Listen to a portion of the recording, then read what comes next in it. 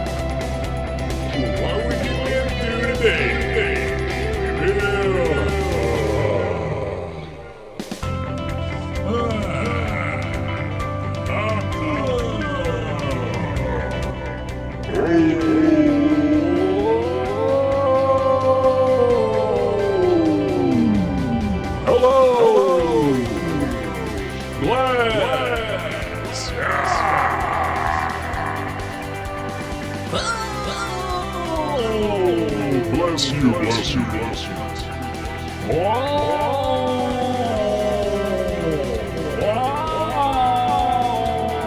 Welcome back, Alyssa. And Brian and Alexis and Todd. Oh, hell yeah. We miss you too, Alyssa. But you are always with us in spirit. And hey, congratulations on getting a new job. How's about that? All right. God, is there a God? Where are you, God? I believe you.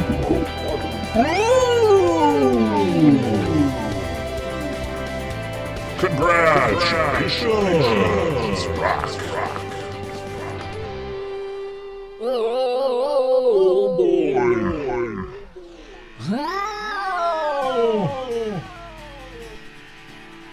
Wow.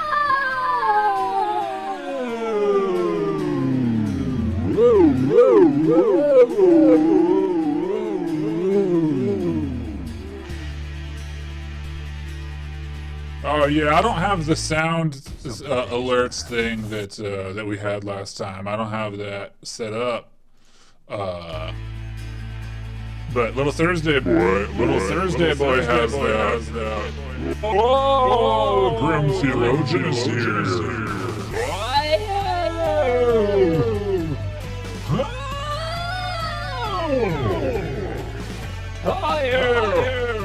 I gotta plug my thingy into my other thingy, man.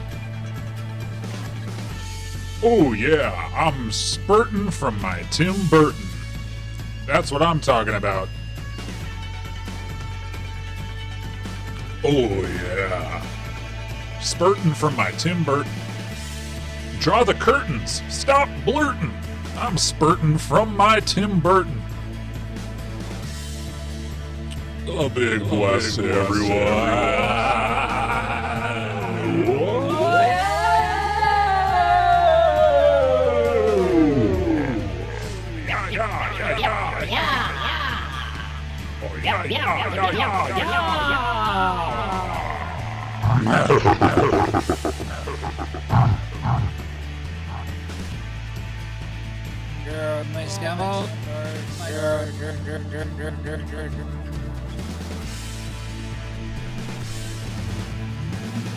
Burton. Miss Emma. Miss Emma. All right. You ready? Let's just hop in, huh? Who's got the time? Who's got the time to sit around and wait? Not me. I'm back on the road, okay? Whee! Through the transfiguration of digestion, we have freed the valve from his former body. He is now the spout. He's a tiny little baby boy. He's my baby. I'm raising him as if he is my own, as he was born from my body, but not born in the traditional sense. I'm driving a Ford asshole. Yeah, baby. It's a Chevy Astro, but close enough. Hello, Margot. Welcome. I'm spurting for my Tim Burton. Close the curtains. Stop blurting. It's hurting. I'm always, spurting for my Tim Burton's hurting. Ugh. Credit for that joke goes to my girlfriend. She, in reference to her menstrual cycle, she said she was spurting from her Tim Burton, and that's funny. It's very funny. Thank you for the congratulations on my fatherhood. It was unexpected. I thought I was just eating a sandwich. I mean, if you had a nickel for every time you heard that. Anyway, so we're on the road. I mean, I don't think the spout can be charged for the crimes of the valve. I've been on the run my whole life. Who gives a shit? So, we're back on the road, huh?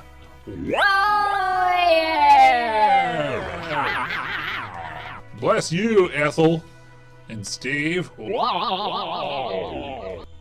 On today's show, we're going to be talking about a lot of crap, a lot of different kinds of crap, all right? And it's just your regular old crap fest live stream. It's what we do every week. It's what we're doing today. Whoa! Heads up, okay? I want to give you all a heads up. I think I will not be able to stream much in the month of May at all. I think I will stream a week from today, and then possibly not again until June. What's up, Ham? Which saddens me to not stream during the month of May. I think Thursday Boy will still be going strong, but I have to be on the road, so to speak. Now, I just have a work thing. But that's fine as long as everybody, can cope. Whoa! Without me. I know I'm the only thing keeping you guys going. All right? But there's life outside of the stream, outside of my Chevy.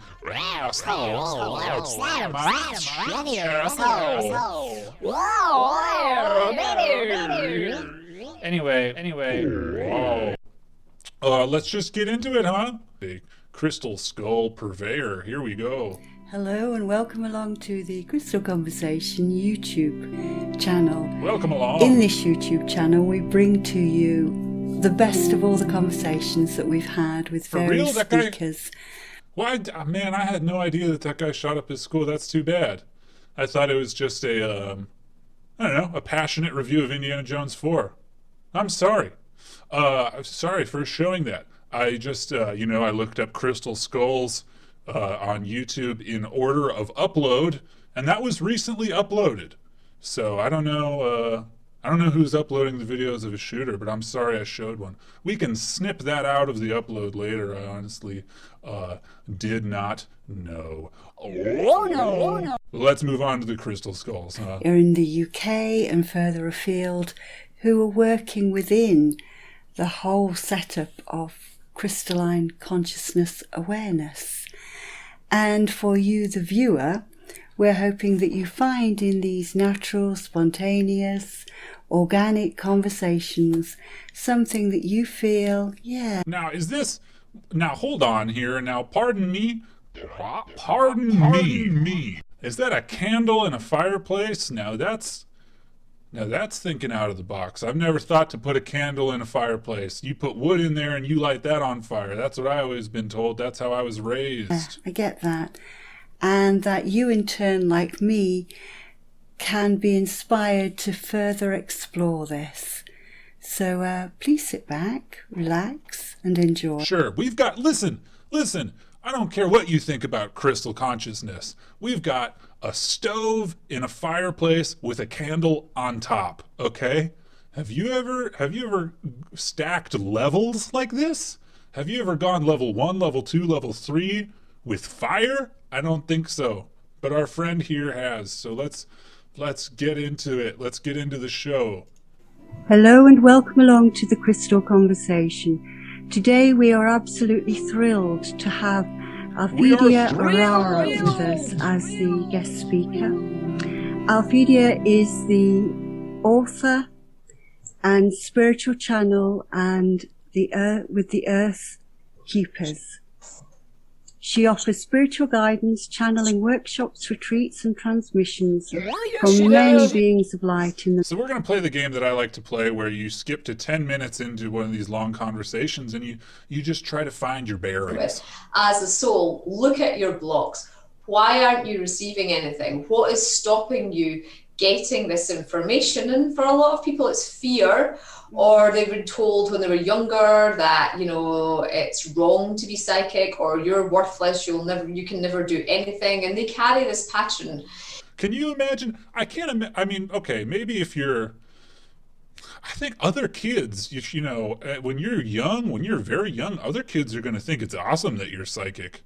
They're going to be fully on board. But yeah, maybe your parents or something would be like, oh, you're not going anywhere in your life with that Psychic nonsense.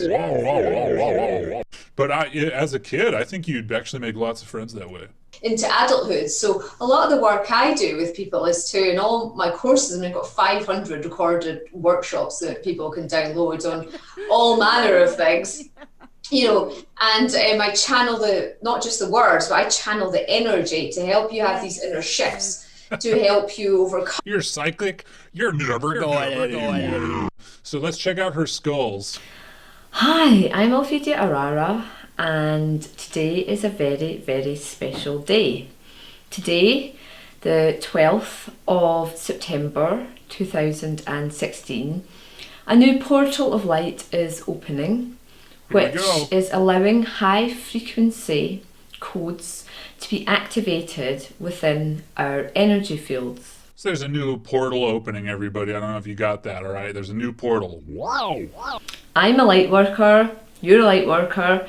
We know that we have come to Earth for a purpose. I'm a light worker, you're a light worker. He, she, me, light working. Tim Burton's a light worker. He's hurting and blurting and spurting and squirting, and everybody's working light. Let's go. And many of us have, as part of our purpose, to help shift the consciousness of humanity, to aid Mother Earth and all those, be it animals, birds, plants, trees, and elementals, and to help increase their consciousness.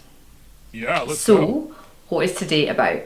Today is the start of a process that will continue. I want to see her skulls. She has skulls. I'm not joking around with you. She has skulls. There we go. Himalayas.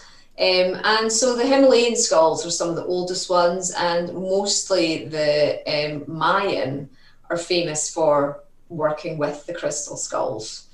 And what happened though is that as the Mayan civilization started to fall, and then the Aztecs came in, who were a bit more bloodthirsty and not living so much in spiritual harmony, because the energy of the earth was denser, getting denser and getting denser. That's very interesting. I've been reading a lot about the pre-Columbian cultures of South America. I haven't really gotten to the Maya, though. I've been reading about the Inca.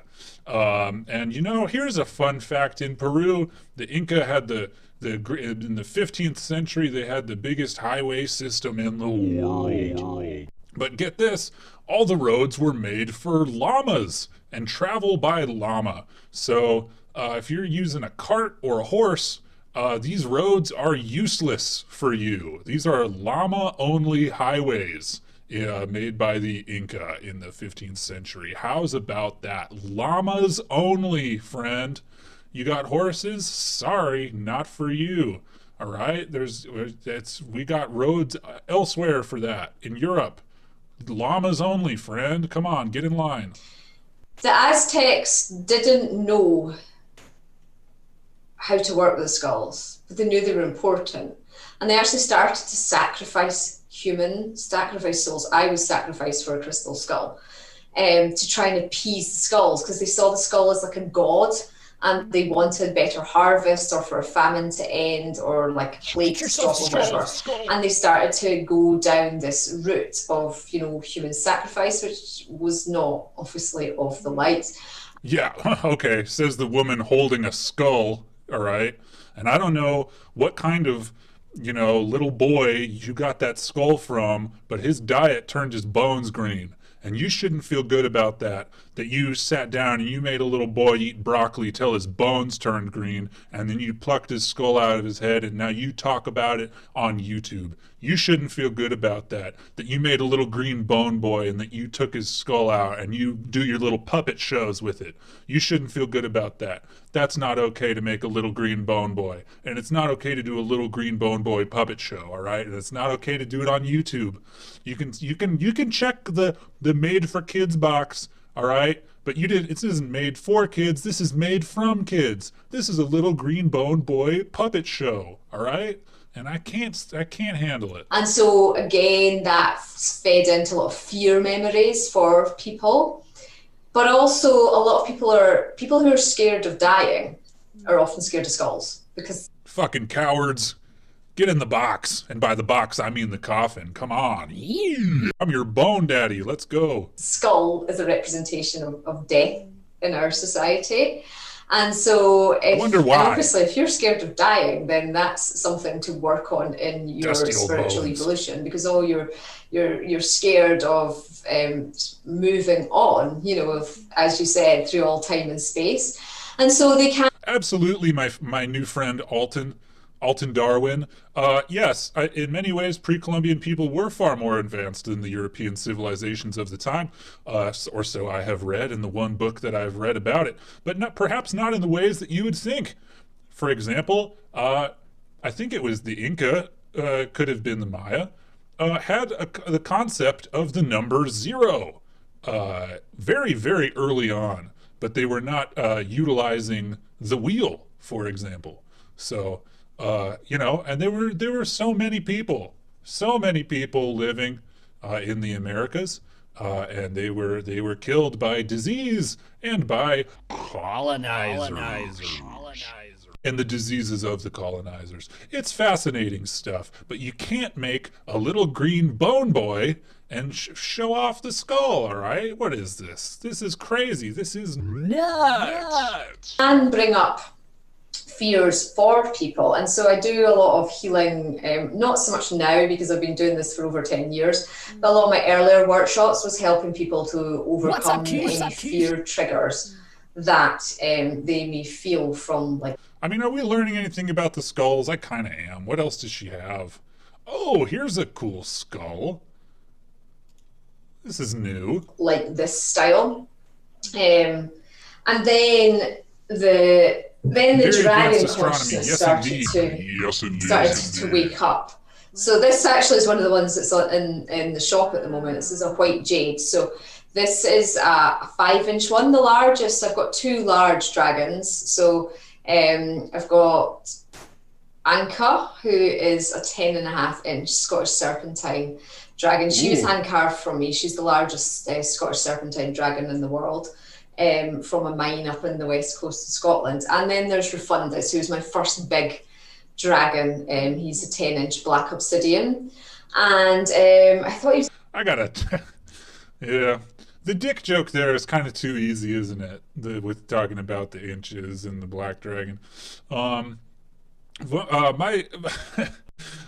brother used to make me laugh really hard. I think he misheard the lyrics to "Moves Like Jagger" by Maroon 5, and he used to instead say "Smooth Black Dragon." Got that smooth black dragon.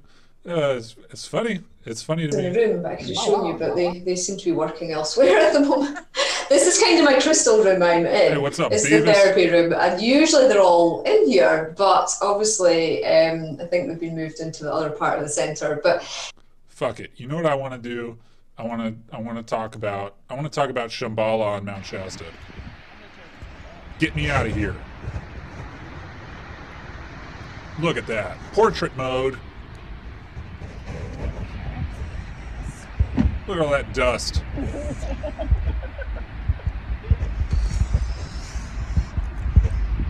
Look at all that fucking... Taking some of Mount Shasta with me for the first time. Don't drink that. That's dust. Whoa! I hope you don't drink that. That's dust. Whoa! I hope you don't drink that. That's dust. Hey, I hope you don't drink that. That's dust. I've never done that. I should. You shouldn't. You shouldn't drink the dust. What are you going to do with a bottle of dust? Huh? What are you going to go do with a bottle of dust when you get home? What are you going to do with your little bottle of dust? When you get home, what are you going to do with your little bottle of dust? Probably not much. Probably not going to do much with your little bottle of dust. Now that I don't come here that often. Leave the dust where it lay. I met a beautiful being by the name of Shambhala. And we talked about spirituality and our purpose, our path. I met a boy named Shambles up here on the hill. He put some dust in my bottle, and we talked about what the heck we're supposed to be doing. I was skipping class, and he was smoking grass. My buddy Shambles up on the hill. The setbacks, the feelings. It was really beautiful. It's a really beautiful conversation, and I try to get my girlfriends to come and listen, but I don't know. It was just him and I talking about all of that, and it was just like, I needed to hear that stuff. And Whenever that is something something you can do. You go up on the mountain, just freaking talk to somebody, talk to the first freak you find up there. And, a lot of the times it ends up being a good choice. Just, talking to the first freaking freak you see up there on the mountain. It's fun. just a lot of the things that he said resonated so deeply. I'm okay. And, Who has the fucking... I can't do this. I'm not like these people. I can't just be sitting there filming myself talking and then somebody else comes up and is like, hey, what's up? And then like, man, I'd be so embarrassed. I don't know. Do I need to get over that? What the... What is going on? I wouldn't be able to do this. I commend ye.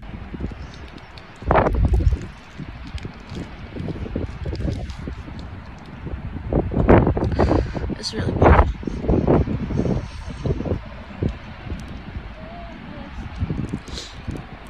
Today I decided I needed to wear all my necklaces that mean something special to me,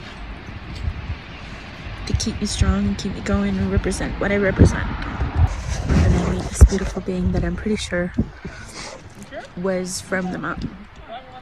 And my girlfriend's agreeing that Weeping over meeting a boy named Shambles who came from the mountain. Told you what you needed to hear. Whoa! This is the kind of human experience that I'm missing out on sitting here in my hovel, alright? This is what I should be doing. I should be weeping with a bottle full of dust. That's what I should be doing. there's something to it. There's something to him very special. Was it me? It goes by the name of Shambhala. And I'm very blessed to have run into him. We hugged for what seemed like the longest time. Big ups. Hey, let's give. Big ups. Big ups to whoever Shambhala is who affected this stranger in this positive way. Good job, Shambhala. Come see me after class. And then when we looked at each other again, we just kind of stared at each other like information got transferred. It just made me feel like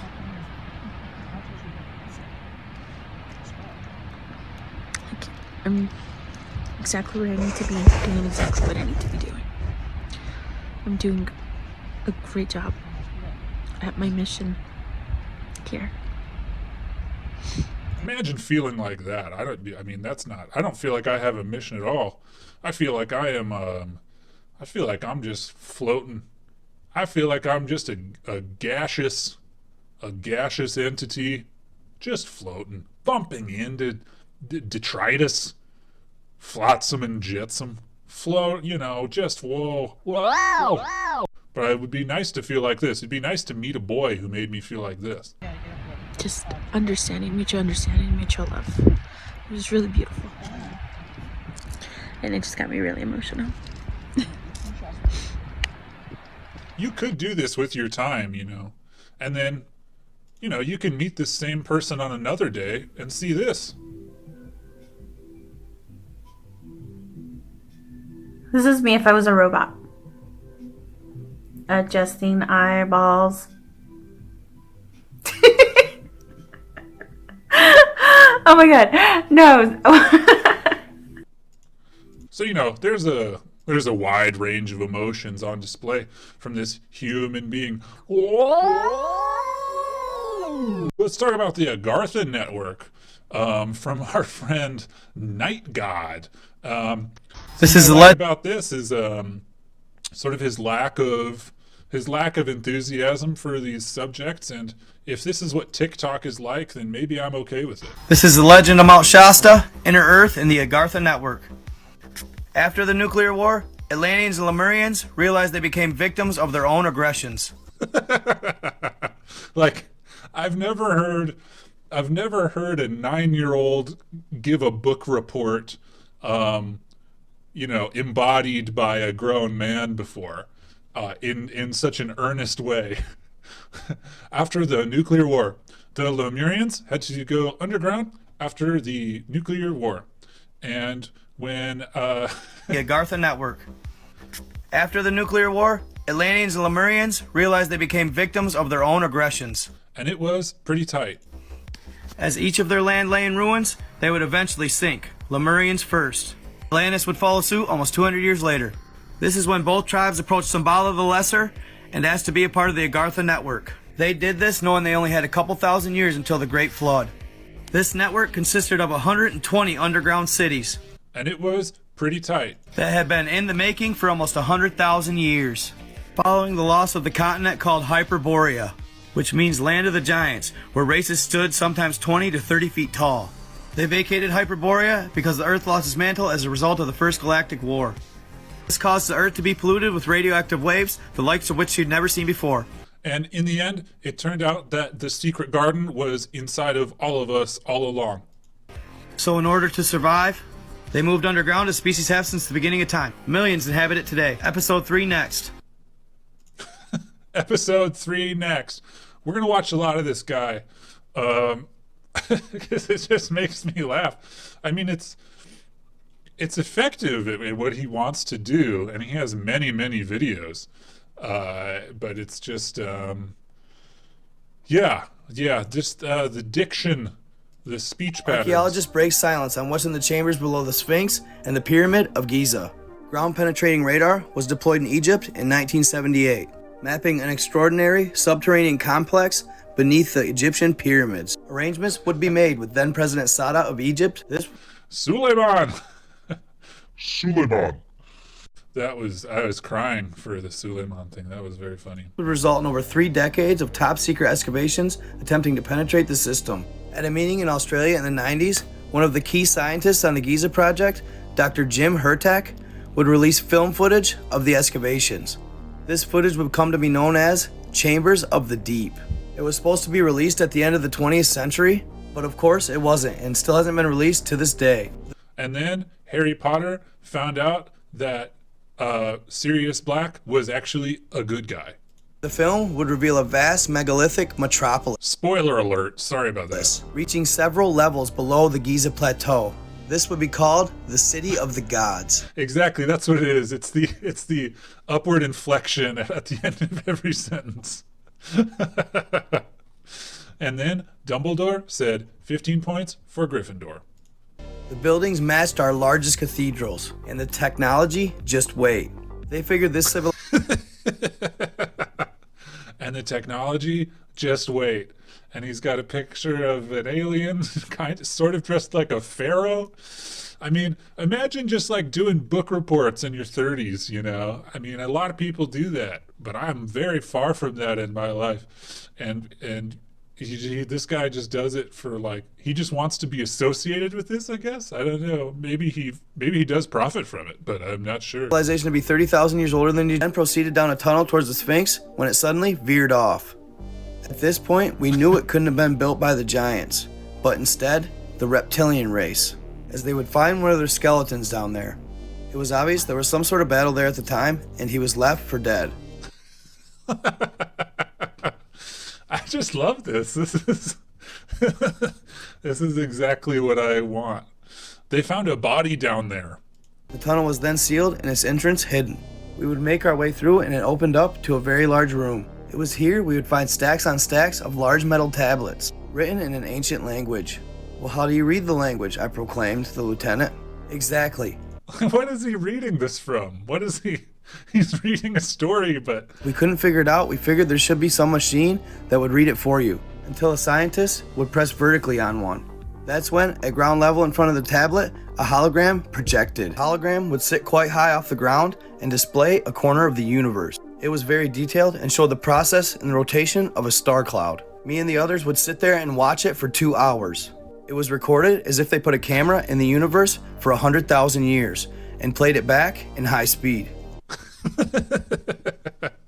Yeah, I mean, I guess plenty of people do book reports in their 30s, but this style, this is just a retelling of like some, I don't know, Ted the Caver thing. America would have needed more than a year to process and release the information to the public.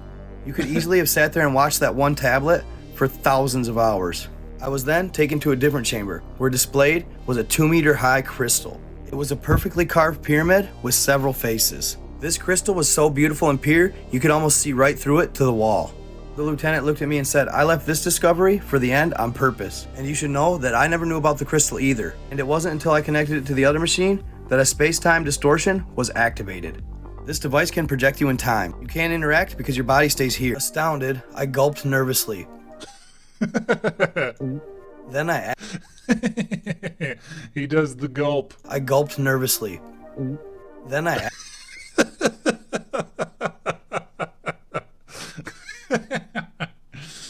I gotta hear that a couple of times. Sorry, let's do that 3 or 4 times. can project you in time. You can't interact because your body stays here. Astounded, I gulped nervously. Then I Astounded, I gulped nervously. Then One more time, then we'll move on, okay? Bless. Just bless me this. Bless me this kindness. I gulped nervously.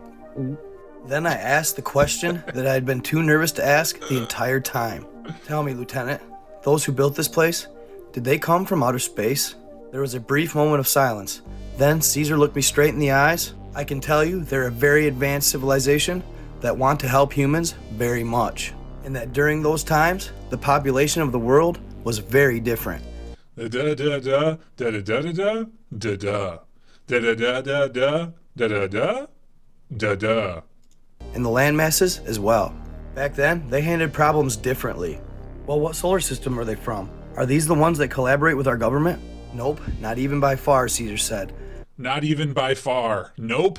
These extraterrestrials and the ones the Americans collaborate with are the difference of night and day. And what's even more troubling is these beings are not even from our galaxy. Wait a second, how do you know all this? I thought they left no proof of their origin. You're right, but then we discovered this. Caesar would then show me the pedestal on which the semi-transparent cylinder was placed.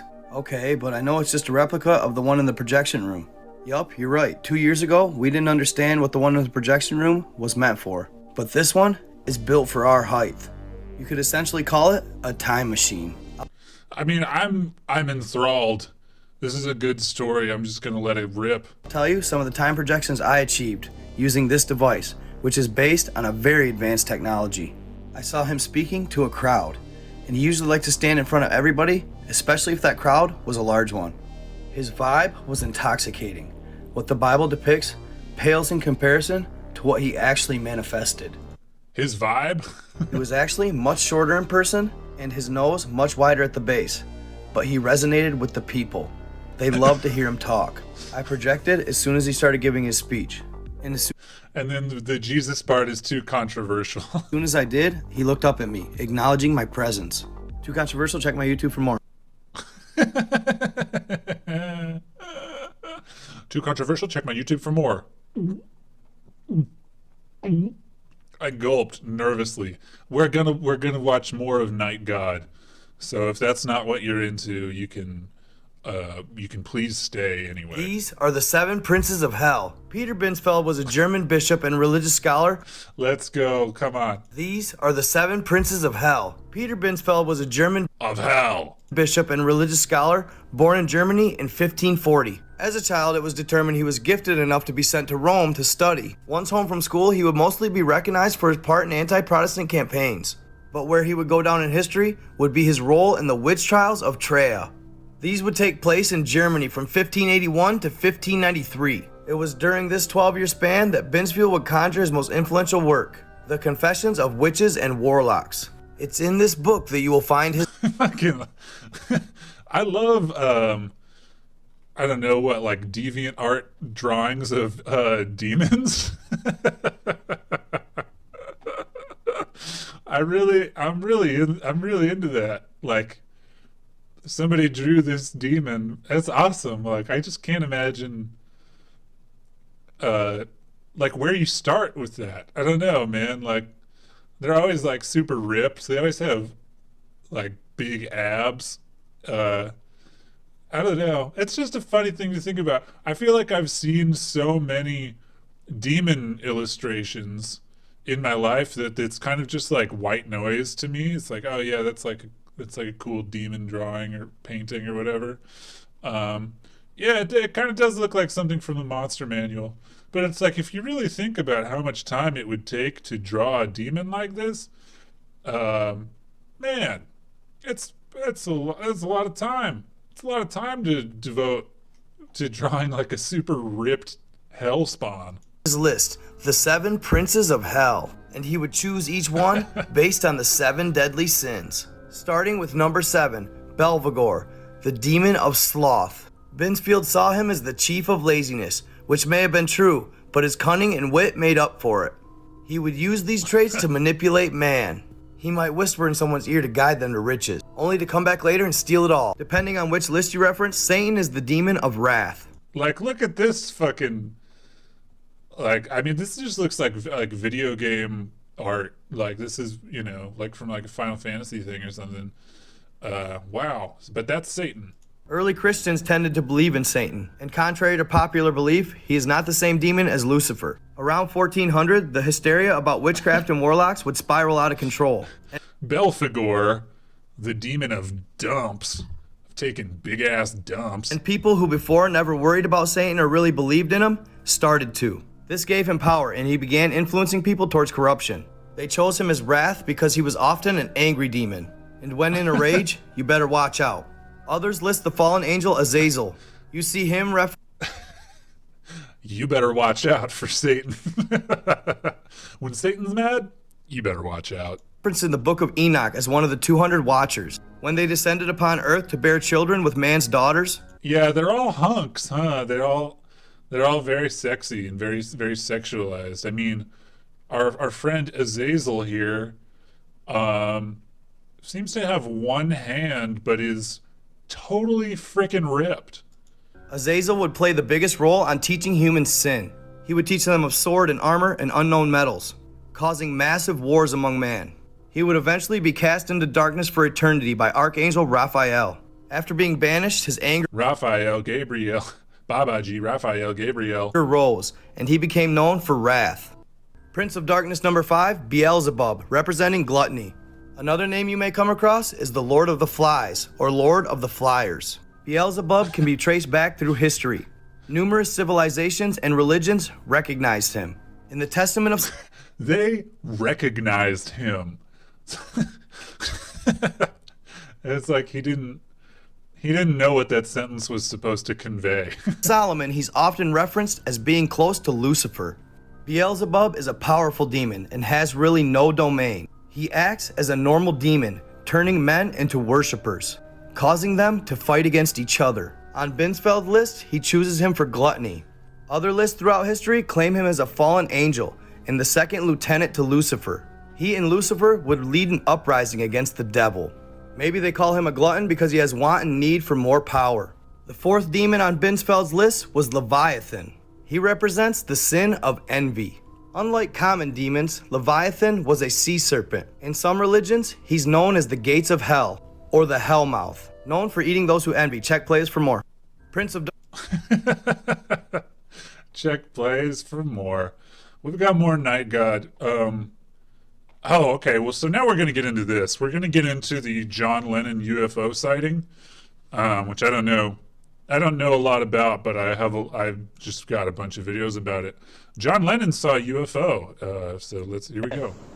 Up there, I saw a UFO, and it went down the river, turned right at the United Nations, turned left, and then down the river. It wasn't a helicopter, and it wasn't a balloon, and it was so near. And it looked what, sort of round, white, luminescent, and silent. And, because of John Lennon's accent, it was actually an M counter. That's something, in England, it's not an N counter, it's an M counter. So keep that in mind. Silent, and it looked dark, like black or grey in the middle, and had white lights, just looked like light bulbs, just going off, on, blink, blink, blink, blink, round the bottom, and on top was a red light. So there you go. So this was in a period in John Lennon's life where he was not with Yoko Ono. He was with someone named May Pang, who I think was his secretary and then briefly his girlfriend. I don't know. There was some kind of separation thing between him and Yoko, or I don't know. Who am I? Who am I? Sean Lennon? I don't know what was going on. In the next story for you, in 1967, when John Lennon wrote the classic song Lucy in the Sky with Diamonds, everyone assumed he was talking about drugs. Well, few would have guessed it. Tonight on People Reading Things for the First Time. That several years later, a sober Lennon would say something far different would see something far different in the sky, a UFO. And in the drawing of the 1974 sighting, sketching the Walls and Bridges album, he sketches depicts this whole picture of UFOs floating in the sky, blah, blah, blah, blah, blah. I mean, if this isn't proof, then I don't know what is. Yeah, I saw the Pentagon videos, okay?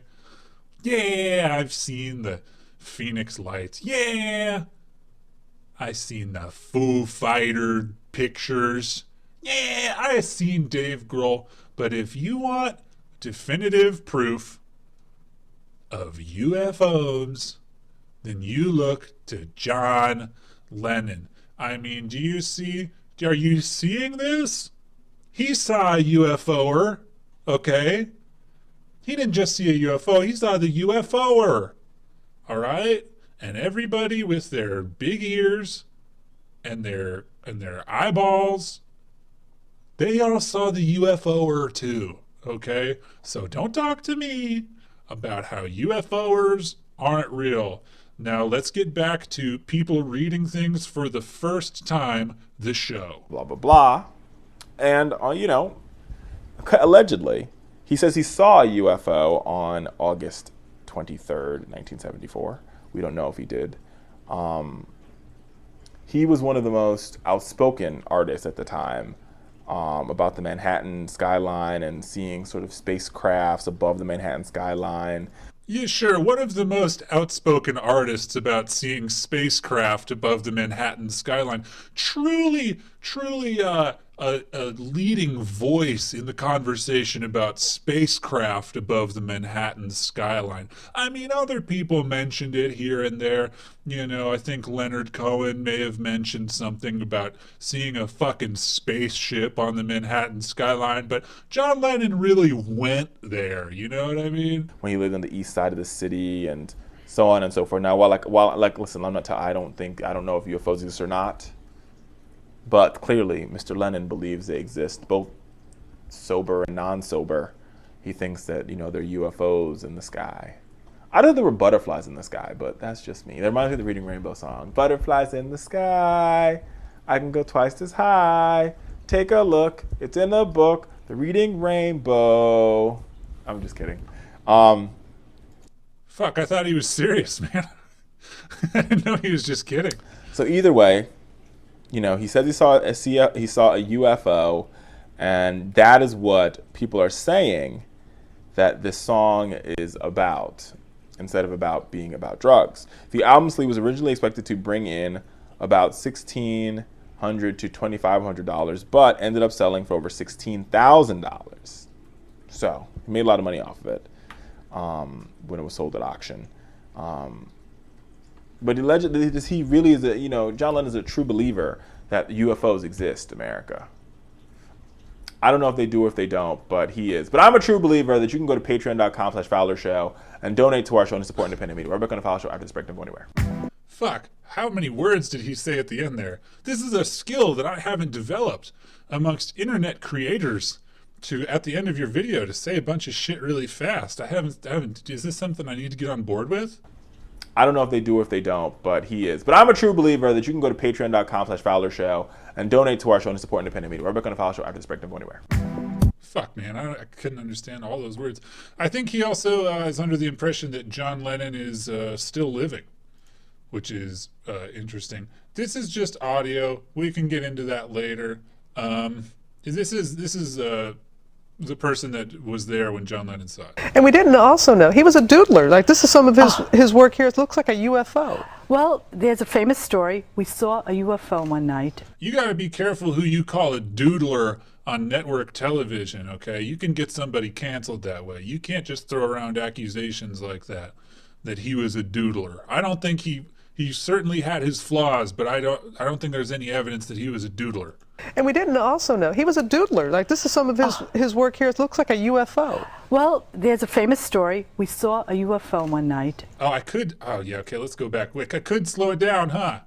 I forget about this new power I have. Oh, I closed the Richard Fowler thing. Oh, well. We'll get back to that.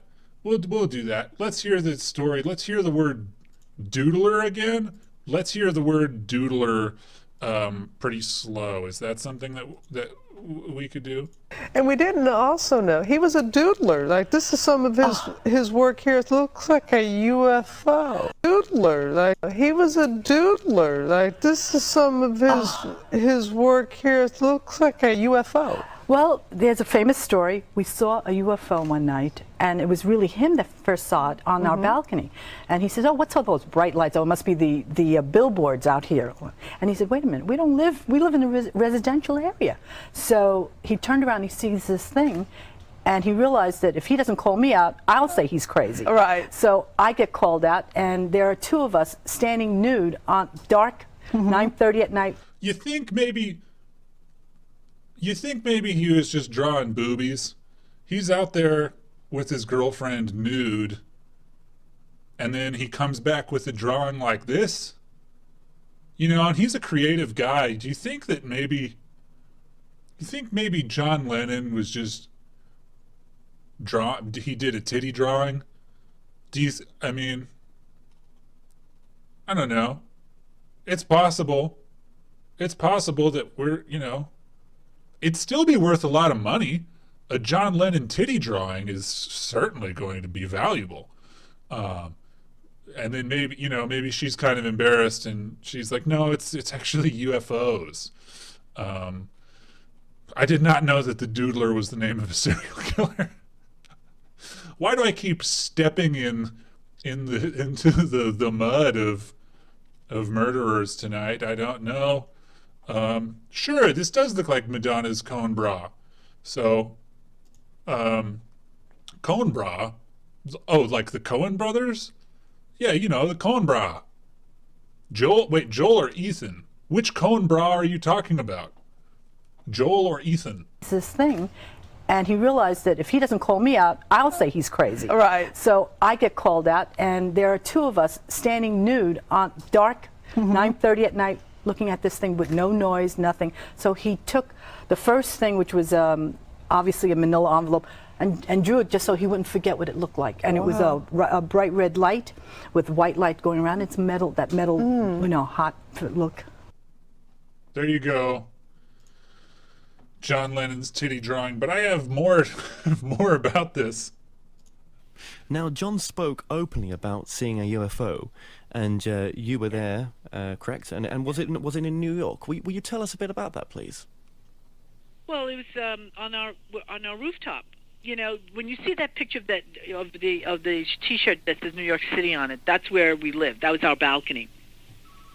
And what had happened was that we were on the balcony, and it turned out that all of a sudden, John was out there after a summer's night, and he's just out there because we faced the East River, and as we were facing the river, you could, he's just having a cigarette smoke, and he's looking out and just relaxing, and it's Friday night, and all of a sudden he says, oh, he sees this bright lights.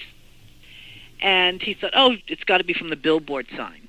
Now, meanwhile, I'm in the other room looking to put on some clothes because I've just ordered pizza. And so it was quite funny. And so he's standing out there, and picture it, on top of that's dark, but he's out. Because you have to take your clothes off to order pizza, but you have to have your clothes on to receive it. Just clarifying. They're standing nude. Right. Out there. Okay. There's John standing in the buff. And he realized, he says, wait a minute, we don't live in an area where there's, billboard signs. So he turned his head and he saw this thing. And he's yelling for me. And now I'm sitting in the other room going, yeah, okay, fine, I'm not paying attention. And he yells and he goes, now. And now I come running out.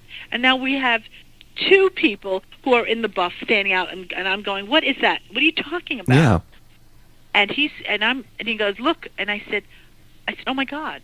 And I realized it's a UFO. And I'm going, and he goes, you're seeing what I'm seeing. I said, and I'm screaming, oh my God, it's a UFO. And there's nobody, not my neighbor who has a staircase that, that they could have come up and said, is this anything wrong? And I'm screaming, and there are not one apartment is lit up. I mean, if I lived next to John Lennon and then I heard a lady screaming, I'd probably see what was going on. So I don't know where she's going with that. Hey, let's get into how to hear crystals talk to you. This is my new friend. Let's go. Peace and love, everybody. It's John. This is Appetite for Spirit. And now that I made a video about how the brain works as far as telepathic communication, now I can talk to you about the actual communication. Today what I want to talk about as far as communicating with something is communicating with crystals. How to know Jesus. How to know if a crystal wants to I wish the whole video was just that. Was just a guy just kind of struggling to talk and then just, kind of laughing about it. Just like, oh shit, man, what's wrong with me? Fuck. I did it again. That's crazy. Talk to you and how to talk back. How to recognize the voice. So when you're wearing one or when you're holding one in your hand or this is a man who has never owned a bed frame. That is certainly a type of guy. when you're even just walking around crystal shop and you hear it talking to you, what to look for. Well, any voice that isn't yours. If you can hear a voice in your head and you know that it's not your own thoughts, like as far as you can see the spider web, like the thought map in the back of your head that connects all the images and audio in your subconscious mind that helps you to create your thoughts and create the sounds and create everything that helps your brain to work in the conscious state. If you can see that and you can't trace any of the things you're hearing back to that thought map, that means that it is another source that you're picking up on. Your psychic empathic abilities are picking up on another source to a thought process. Man, I kind of doubt this guy holds his seed. I don't know. Just a guess. No way to know, but either it's somebody around you, and if you're at that point where you can hear that, then you should be able to trace it. You should be able to know, like, okay, I'm sourcing the energy, like I'm sensing the energy. It's not this person here. It's not this person here. I can just tell the intention isn't right. So where is it? And at this point, your receiving hand that best receives energy, that's my left hand, also very recommended to help control the energy flow. Copper bracelets helps you to really maintain and control the energy receiving and giving. You certainly do have a receiving hand, I'll tell you that much. So hold out your receiving hand, or you can do either one, I don't care. I just prefer to do this one because it's like easier to feel. And I literally, like the best example I can give is this Tektite whispered my name.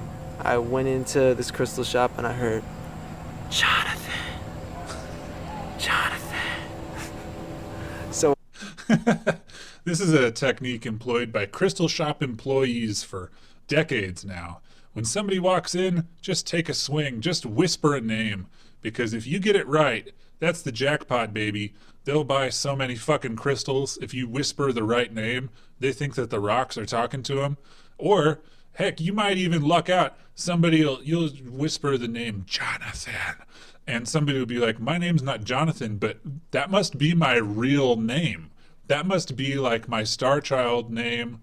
My starseed name is Jonathan. They call me, yes, my parents named me William, but my true name is Jonathan. A crystal told me. That's how I know. I'm walking around, and I swear I went over every single crystal. I must have gone over hundreds of crystals just with my hand out, trying to figure out where that voice was coming from, and the entire time I just kept on hearing, Jonathan. You could fucking be there all day, man, sorting through these piles of rocks to see which one is calling you Jonathan. Oh shit, I mean, that's an afternoon at least, just down the tubes. Jonathan. Finally, my hand went over this one and stopped, and every hair over, like, on my body just stood up. I was like, whoa, this is energy. That was it. Picked it up. Beavis Simpson says, there's another layer to this. You could make a combination bar and crystal shop. Take IDs at the door and then call them out with a hidden speaker when they're in the crystal shop part. This is $1 million idea. So don't jack off, listen to crystals, and drink your piss, Jonathan. And that kind of opens the door for me to be able to receive communication from other crystals. I had been there and there, but really hearing this one, this has proved to be a really, really prominent guide in my life. Now, when you are investigating crystal communication, it could be, like, it doesn't have to be a crystal, but I'm just talking about crystals in general for this one. So, when you're communicating with it, like, that's how you recognize the voice. Like, just try to trace the energy as best you can. Like, it's more of like a gut feeling. It's more of like a heart chakra feeling. You know, like, you just know. Something fucking splashing around here. And it's not based on doubt. It's not based on rational thinking. It's just knowing and feeling. This is an energy feeling. It's not a logical 5 sense feeling. It's an energy feeling that you have to really know and tap into. Because crystals are always trying to talk to you. And people will tell you, I can talk to crystals, crystals talk to me.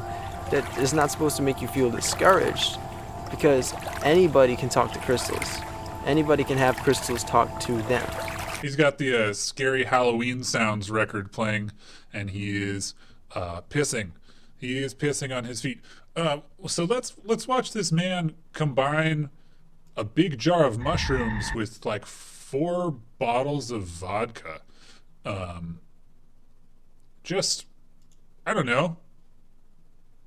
That's just what Jonathan did one time, I guess. I don't know. Got this, like, oh, y'all gonna have a wild night, huh? And I'm like, yeah, I'm gonna have a wild night bottling up my reishi mushrooms. Yeah, my mushrooms are gonna get so drunk. So drunk. Let the mushrooms drink. Let them drink. And let them be merry.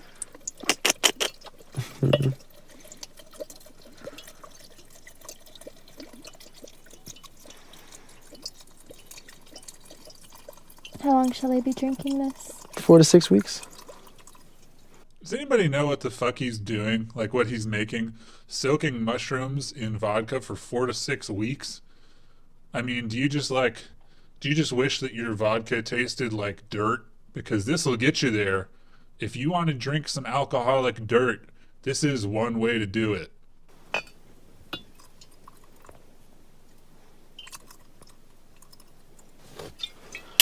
Make sure this one. Yeah. I mean, you can. okay, where do you draw the line on what is a tincture and what's just vodka and mushrooms? Do you know what I mean? Like you can soak anything in alcohol and call it a tincture, or you can call it what it is, you know. I mean, which is just mushrooms and vodka. Which I don't know. Does that qualify as a tincture, or do tinctures have to have some kind of a benefit thing? I don't know. Is like a medicinal thing? Fireball through a dropper is a tincture. Indeed it is. Got a lot to go. I'm only going to be doing 6 jars for right now, but I'm going to have so much left over. You know, is a martini an olive tincture, technically? I think you could make the argument that it is. Probably going to dry what's left so that my mushrooms don't go bad on me. Might leave it to the homies to do the rest of them. Rishi, okay, so he is using medicinal mushrooms and to make a tincture. I have no idea if Absolute is pure enough to do a real extraction, but I don't think the man wearing the drug rug knows that either. And, you know, much respect to Jonathan, but, you know, this doesn't look medicinal from where I'm standing. I might just try some for myself later as well. Oh, hi, hello. This guy needs, this guy needs a little bit more. I'm praying over these as I do this. Whispering love and intention. Gratitude as I make this. I'm so excited. I'm kidding. I would never. Well, not never, but I wouldn't. Fuck with that shit. There's a lot there. Not never, but I wouldn't. But not never. So this is pre-chopped up.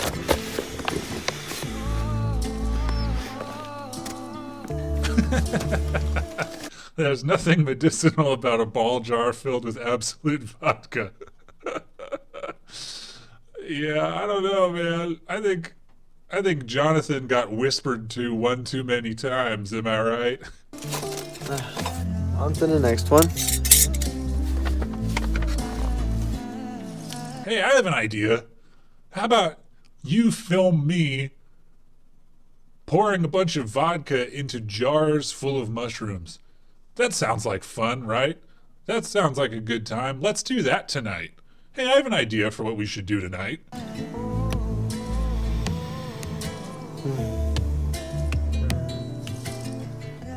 I want to see somebody do this with like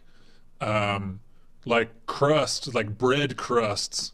Just like pull the crust off your PB&J and put it in a jar full of vodka and call it a tincture. I want to see that. I'd watch that video. That's what he's doing right now. He's just tearing up the end of a loaf of sourdough.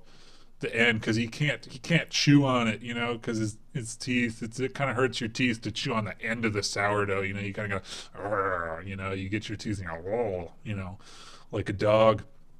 And so he's just ripping up a piece of sourdough. He's making a tincture for the ducks.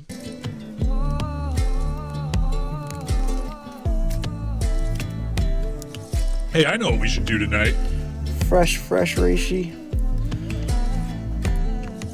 Whoa, you just gonna knock over my jar like that? Alright, I'm gonna put it over here.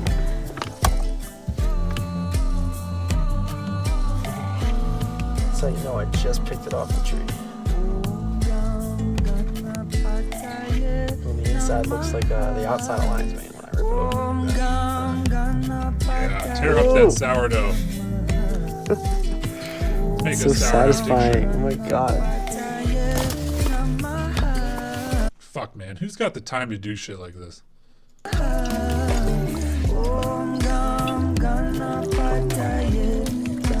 feel like a mad scientist. Like a mad scientist. What a waste of money.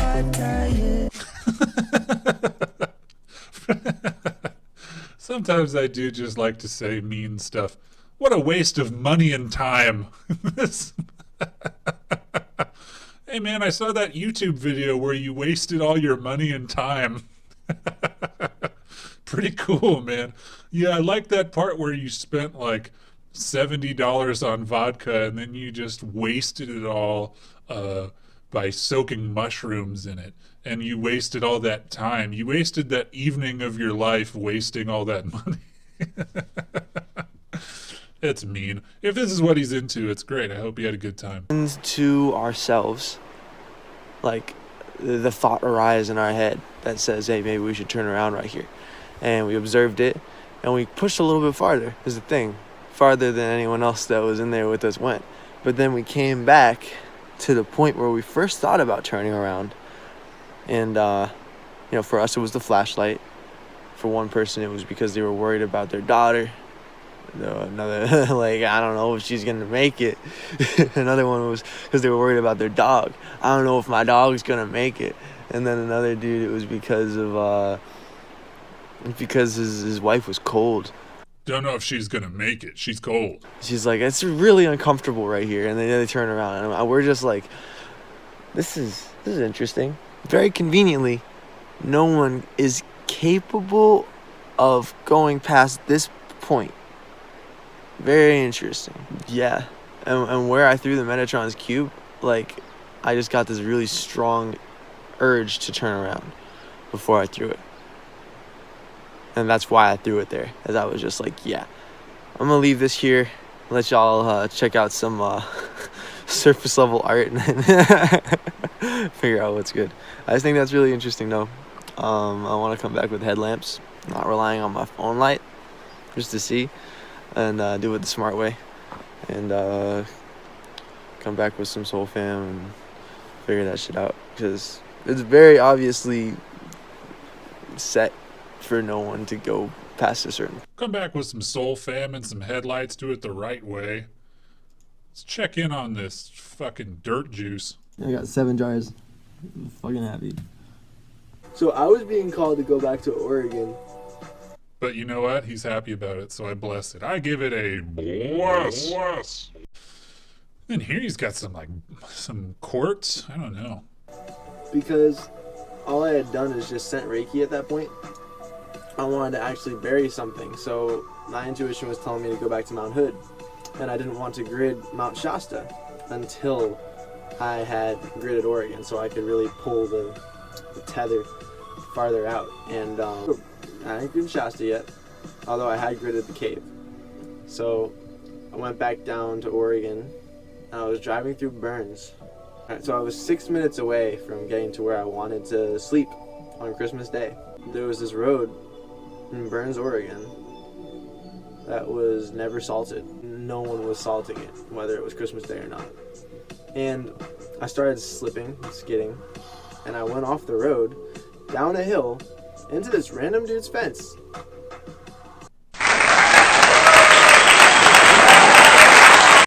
That's random. I was going under the speed limit. I was going 15 miles per hour in like a 35 mile per hour area. And yeah, that shit wasn't really fun. I ended up communicating with the dude whose fence it was, of course, and I'm still talking to him now. I'm gonna help him fix the fence. The car is gone though. The driver's window shattered, cut up my face a bit. The mirror's gone, the door was dented, and then after I got towed out, I wish this man the best, as car trouble seems to sort of be a recurring event for our friend here. started coming out just from being in that area, because every time we drive out of Mount Shasta, just drinking some dirt next to my broken car, and then no worries. Anyway, we're going to dig deeper into our friend Jonathan's various adventures and misfortunes on the Patreon stream. All right. Is that what you're into?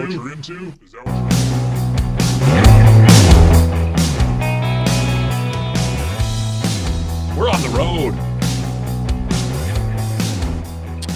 Thank you for coming to hold space for my tribe today. I don't really know if we accomplished anything, but I don't think that we ever do. Thank you for hanging out with me, Mind Chopo, with me, Mind Chopo, with me, Mind Chopo. We're going to patreon.com/hold space for my tribe to continue the stream with our friend Jonathan. We're gonna watch more Jonathan. Maybe some more Night God as well. I don't know what else to say. Thank you. On Thursday, come back to this same spot for Little Thursday Boy. Join our Discord. That's in the Facebook chat right there. I love you. I don't know, but I don't know, but I love you, and thank you. Hello to your turtle, Peter. Hello, Jonathan.